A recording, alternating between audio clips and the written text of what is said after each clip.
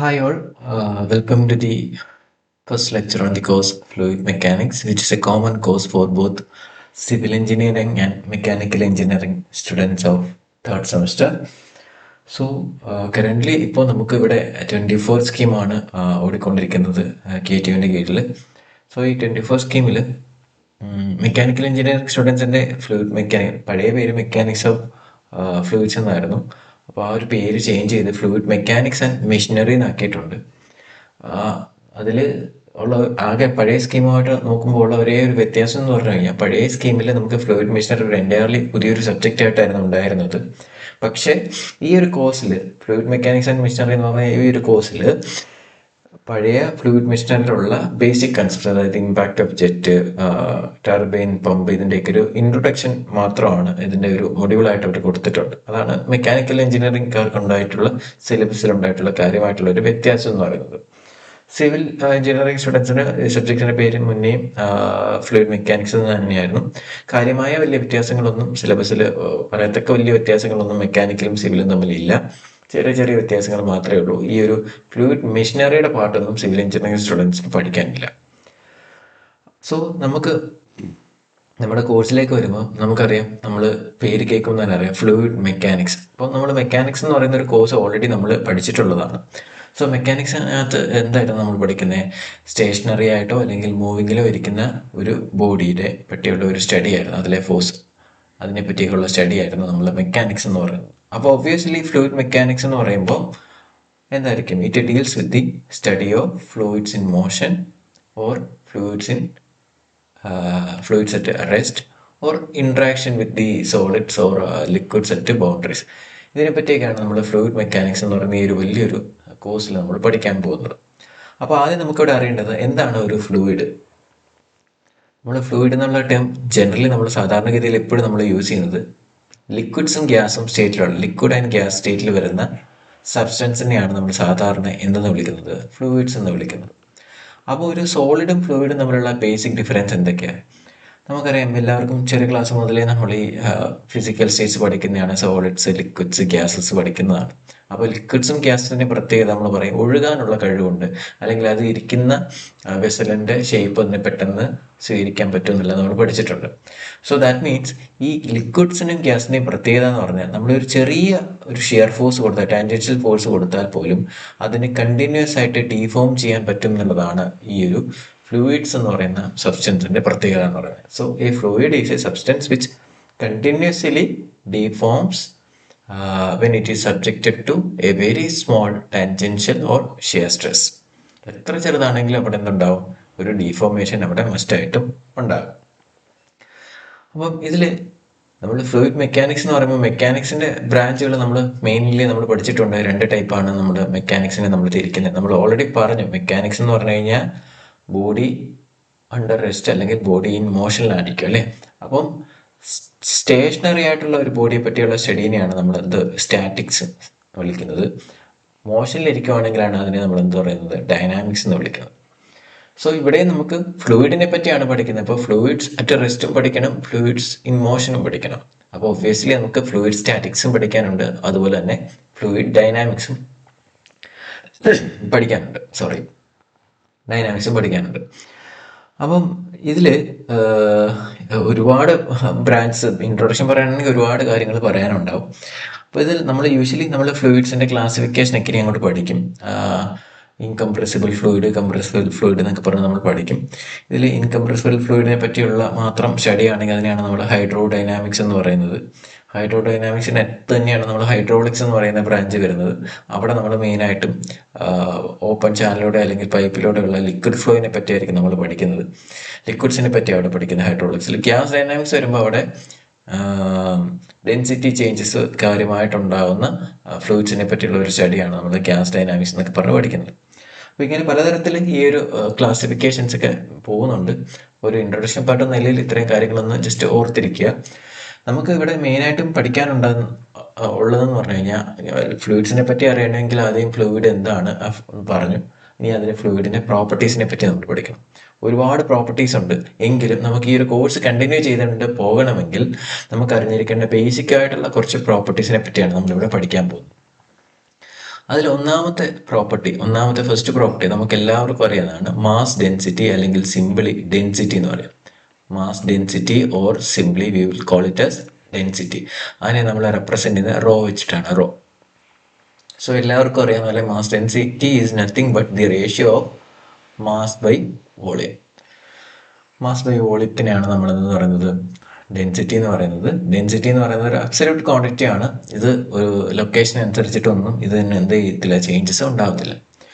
അപ്പം നമുക്കറിയാം ഇതിൻ്റെ യൂണിറ്റ് എന്തായിരിക്കും വരുന്നത്. മാസിൻ്റെ യൂണിറ്റ് കിലോഗ്രാം ആയിരിക്കും. വോളിയം നമ്മുടെ SI യൂണിറ്റിൽ റെപ്രസെൻറ്റ് ചെയ്യുന്നത് മീറ്റർ ക്യൂബ് ആണ് വരുന്നത്.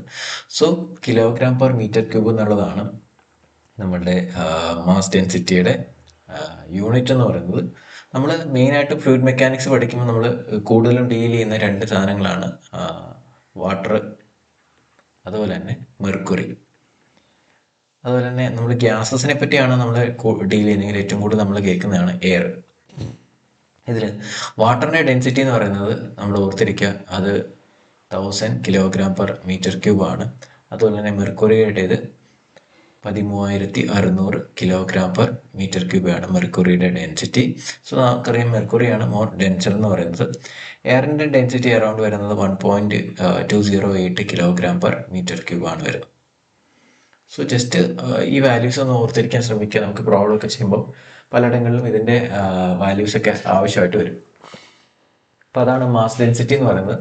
മാസ് ഡെൻസിറ്റി പോലെ തന്നെ നമുക്ക് അടുത്ത് വരുന്ന ഒരു ടേമാണ് രണ്ടാമത്തെ പ്രോപ്പർട്ടിയാണ് നമുക്ക് അടുത്തത് വരുന്നത് സ്പെസിഫിക് വെയിറ്റ് അല്ലെങ്കിൽ വെയിറ്റ് ഡെൻസിറ്റി എന്ന് പറയും.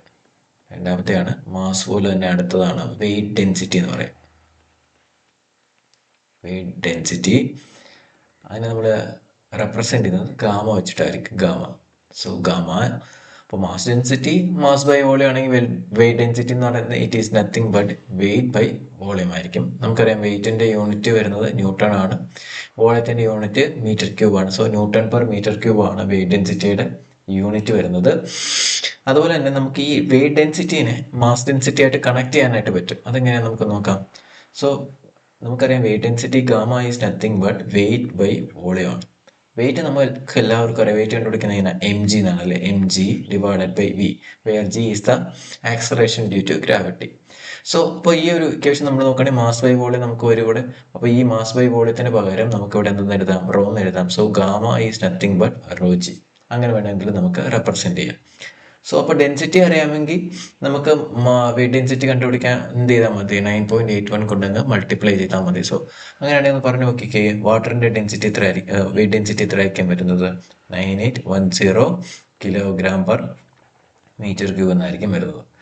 നമുക്ക് ഇതിനകത്ത് മെയിനായിട്ട് അറിയേണ്ടത് ഈ ഒരു യൂണിറ്റ് കൺവേർഷനും കാര്യങ്ങളൊക്കെ നന്നായിട്ട് അറിഞ്ഞിരിക്കണം.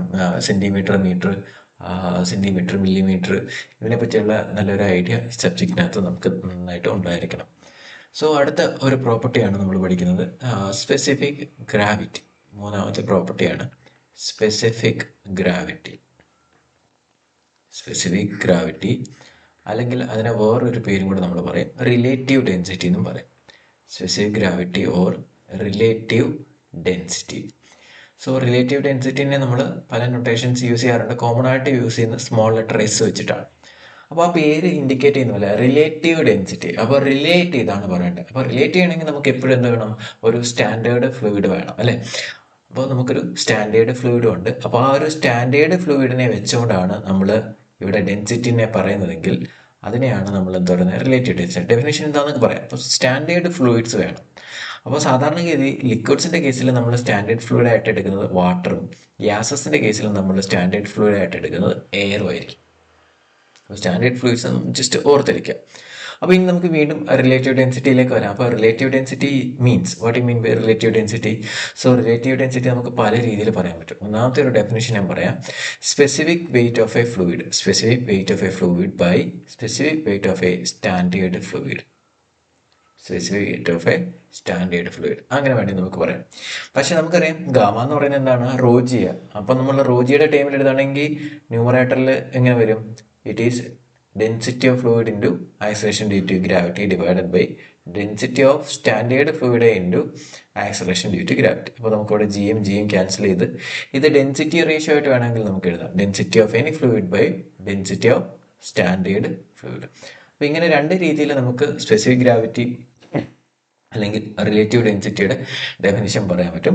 നോർമലി നമ്മൾ എഴുതുന്ന ഡെഫിനിഷൻ എന്ന് പറഞ്ഞു കഴിഞ്ഞാൽ specific gravity is nothing but the ratio of specific weight of a liquid to that of the standard fluid. അപ്പോൾ അങ്ങനെ നോക്കുകയാണെങ്കിൽ നമുക്ക് വാട്ടറിൻ്റെ കേസ് എടുക്കുകയാണെങ്കിലോ വാട്ടറിൻ്റെ സ്പെസിഫിക് ഗ്രാവിറ്റി എത്ര വരും വാട്ടറിൻ്റെ? അപ്പം ഡെൻസിറ്റി ഓഫ് എനി ഫ്ലൂയിഡാണ് ഇവിടെ എടുത്തേക്കുന്ന ഫ്ലൂയിഡ് എന്ത് തന്നെ വാട്ടറാണ്. So density of water divided by density of standard fluid. നമുക്കറിയാം സ്റ്റാൻഡേർഡ് ഫ്ലൂയിഡ് ഏത് തന്നെ വാട്ടർ. അപ്പോൾ ക്യാൻസൽ ചെയ്ത് എത്ര എന്ന് വരും? 1 എന്ന് വരും. മെർക്കുറിയുടെ കേസ് നമുക്ക് നോക്കാം. മെർക്കുറി സ്പെസിഫിക് ഗ്രാവിറ്റി ഓഫ് മെർക്കുറിയുടെ density divided by density of standard fluid which is water. So നമുക്ക് എത്ര വരും? 13,600 ഡിവൈഡഡ് ബൈ 1000. സോ എത്ര വരും? 13.6 എന്ന് വരും. അപ്പോൾ ഈ വാല്യൂ ഒക്കെ നമ്മൾ പ്രോബ്ലം ഒക്കെ ചെയ്യുമ്പോൾ നമ്മൾ സാധാരണഗതിയിൽ ഫ്ലൂയിഡ്സിനെ oil of specific gravity, fluid of specific gravity എന്നൊക്കെ പറഞ്ഞു വരും. അപ്പോൾ പെട്ടെന്ന് നമുക്ക് ഈ സ്പെസിഫിക് ഗ്രാവിറ്റി എന്തോന്നുള്ളൊരു ഐഡിയ ഉണ്ടാവണം. ദെൻ സ്പെസിഫിക് ഗ്രാവിറ്റിയുടെ പ്രത്യേകത എന്തായിരിക്കും? ഇതിന് യൂണിറ്റ് ഇല്ല, ഡയമെൻഷൻലെസ് ക്വാണ്ടിറ്റി ആണ്, അല്ലെങ്കിൽ യൂണിറ്റ്ലെസ് ക്വാണ്ടിറ്റി എന്ന് പറയുന്നതാണ് ഒരു റിലേറ്റീവ് ഡെൻസിറ്റി എന്ന് പറയുന്നത്. പിന്നെ കോമൺ ആയിട്ട് വരുന്ന ഒരു ടേമാണ്, 4ാമത് പഠിക്കുന്ന ഒരു ടേമാണ് ബൾക്ക് മോഡുലസ്. ബൾക്ക് മോഡുലസ് ഒക്കെ മെക്കാനിക്കൽ എഞ്ചിനീയറിംഗ് സ്റ്റുഡൻസ് കൂടുതലും തെർമോഡൈനാമിക്സ് ഒരു കോഴ്സിൽ നമുക്ക് ഇതിനെപ്പറ്റി കൂടുതൽ പഠിക്കാനായിട്ട് വരും. സോ ബൾക്ക് മോഡുലസും കംപ്രസിബിലിറ്റി ആയിട്ടൊക്കെ ഒരു റിലേഷൻ ഉണ്ട്. അപ്പോൾ നമുക്കത് നോക്കാം.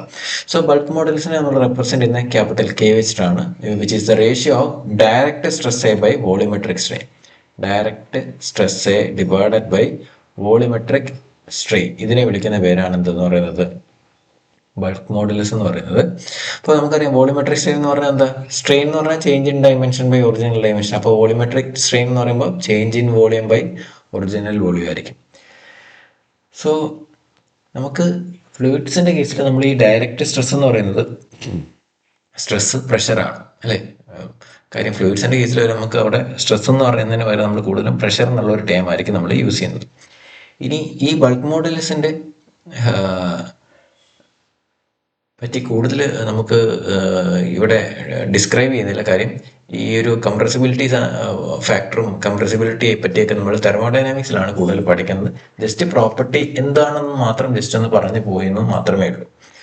അപ്പം ബേസിക്കലി ഇത്രയും പ്രോപ്പർട്ടീസാണ് ആദ്യം ഒരു ഇൻട്രൊഡക്ഷൻ ലെക്ചർ എന്ന നിലയ്ക്ക് ഞാൻ പറയുന്നത്. ഇനിയും നമുക്ക് പ്രോപ്പർട്ടീസ് പഠിക്കാനുണ്ട്, വിസ്കോസിറ്റി പഠിക്കാനുണ്ട്, സർഫസ് ടെൻഷൻ പഠിക്കാനുണ്ട്, ഇങ്ങനെ ഒരുപാട് പ്രോപ്പർട്ടീസിനെ പറ്റി പഠിക്കാനുണ്ട്. പക്ഷേ 24 സ്കീമിൻ്റെ ഒരു പ്രത്യേകത ഞാൻ സിലബസ് നോക്കിയപ്പം നമുക്ക് മനസ്സിലാവുന്നതെന്ന് പറഞ്ഞു കഴിഞ്ഞാൽ നമുക്ക് ഒരുപാട് പ്രോപ്പർട്ടീസിനെ പറ്റിയൊന്നും പഠിക്കാനില്ല. സിവിൽ എഞ്ചിനീയറിംഗ് സ്റ്റുഡൻസിന് പ്രോപ്പർട്ടീസ് എന്ന് പറയുന്ന ഒരു ടേം പോലും സിലബസിൽ മെൻഷൻ ചെയ്തില്ല. പക്ഷേ ഈ കാര്യങ്ങൾ അറിഞ്ഞെങ്കിൽ മാത്രമേ നമുക്ക് പ്രോബ്ലം ചെയ്യാനായും. സിവിൽ എഞ്ചിനീയറിംഗ് സ്റ്റുഡൻസിന് ഈ സെമസ്റ്ററിൽ തന്നെയാണ് ഫ്ലൂയിഡ് മെക്കാനിക്സിൻ്റെ ലാബും വരുന്നത്. അപ്പം കൺവേർഷനും കാര്യങ്ങളും ഒക്കെ നമ്മൾ വൃത്തിയായിട്ടൊന്നും അറിയണമെങ്കിൽ നമുക്കിത് അറിഞ്ഞേ പറ്റത്തുള്ളൂ. കൂടുതൽ പ്രോപ്പർട്ടീസ് ഒന്നും പഠിക്കേണ്ട ആവശ്യമില്ല. മെക്കാനിക്കൽ എഞ്ചിനീയറിംഗുകാരുടെ സിലബസിൽ കൃത്യമായിട്ട് മെൻഷൻ ചെയ്യുന്നുണ്ട് specific gravity, specific weight, specific volume, dynamic and kinematic viscosity. നമ്മൾ ഈ ഡൈനാമിക് ആൻഡ് കൈനമാറ്റിക് വിസ്കോസിറ്റി നമ്മൾ അടുത്തൊരു ലെക്ചറിൽ നമുക്ക് ഡിസ്കസ് ചെയ്യാം. ഇതിന് കൂടെ നമുക്ക് വരുന്ന ഒരു പ്രോപ്പർട്ടിയാണ് ഇപ്പോൾ ഞാൻ പറഞ്ഞായിരുന്നു, എന്താണ് സ്പെസിഫിക് വോളിയം എന്ന് പറയുന്നത്. സ്പെസിഫിക് വോളിയം എന്ന് പറഞ്ഞു കഴിഞ്ഞാൽ എന്താണ്? നമ്മളെപ്പോഴും യൂസ് ചെയ്യുന്ന സാധനമാണ് സ്പെസിഫിക് വോളിയം. മാസ് ഡെൻസിറ്റിയുടെ റെസിപ്രോക്കലിനെ വിളിക്കുന്ന പേരാണെന്ത്? സ്പെസിഫിക് വോളിയം എന്ന് പറയുന്നത്. Specific volume. സ്പെസിഫിക് വോളിയത്തിൽ നമ്മളിങ്ങനെ ഒരു ന്യൂ കണക്കാണ് എഴുതുന്നത്. Specific volume nu. So nu എന്ന് പറയുന്നത് it is the reciprocal of mass density. അപ്പോൾ അതിൻ്റെ ഡെഫിനേഷൻ നമുക്ക് എങ്ങനെ പറയാനായിട്ട് പറ്റും? So specific volume of a fluid is the volume occupied by unit mass of fluid. ഇതിനെ വിളിക്കുന്ന പേരാണ് സ്പെസിഫിക് വോളിയം എന്ന് പറയുന്നത്. റെസിപ്രോക്കൽ എന്ന് പറയുമ്പോൾ തന്നെ നമുക്ക് അതിൻ്റെ യൂണിറ്റും കാര്യങ്ങളും എഴുതാൻ പറ്റും. എങ്ങനെയാണ്? m³/kg. അപ്പം നിങ്ങൾക്ക് ലെക്ചർ ഇഷ്ടമായെങ്കിൽ തീർച്ചയായിട്ടും നിങ്ങൾ വീഡിയോ ലൈക്ക് ചെയ്യുക, ഫ്രണ്ട്സിന് ഷെയർ ചെയ്ത് കൊടുക്കുക, ചാനൽ സബ്സ്ക്രൈബ് ചെയ്യുക. അടുത്ത ലെക്ചറിൽ നമ്മൾ കൈനമാറ്റിക് വിസ്കോസിറ്റി, ഡൈനാമിക് വിസ്കോസിറ്റി ഇതിനെപ്പറ്റിയുള്ള കാര്യങ്ങൾ പഠിക്കും. ന്യൂട്ടൺസ് ലോ ഓഫ് വിസ്കോസിറ്റി കാര്യങ്ങൾ പഠിക്കും. So thank you.